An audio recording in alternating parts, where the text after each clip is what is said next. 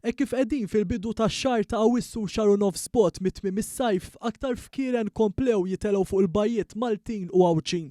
Dan kif l-Awtorità l-Ambjent u r-Riżorsi l-ERA irreġistrati s-seba' bejta f'pajjiżna li jagħmlu rekord nazzjonali mindu bdiet tinġabar din l-informazzjoni.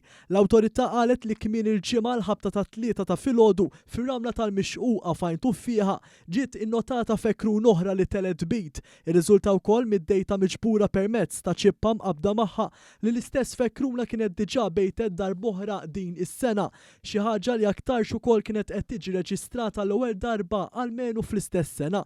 Voluntieri mill-għaqda mhux governattiva Nature Trust marru fuq il-post biex iż-żona madwar il-bejta tiġi protetta u magħluqa għall-pubbliku, waqt li bħal f'kull każ uffiċjali tagħha u anke mill-ERA jassiguraw li l-bajt ifaqqas b'suċċess. L-ERA u n-Nature Trust qalu li huwa pożittiv li din is-sena l-bajjiet Maltin qed ikunu ta' kenn fi staġun ferm attiv għal din l-ispeċi protetta. Il-President ta' Nature Trust, Vincent Tattart, spjega kif din is-sena l-baħar saħan aktar malajr u allura l-fkieren telgħu fuq l-art biex ibitu, waqt li mbagħad kif il-bajt ifaqqas fuq 3 ijiem, il-frieħ joħorġu mill-bejta mal-lejl jew mas-sebħ biex imorru lura fil-bajja għan-natura tagħhom.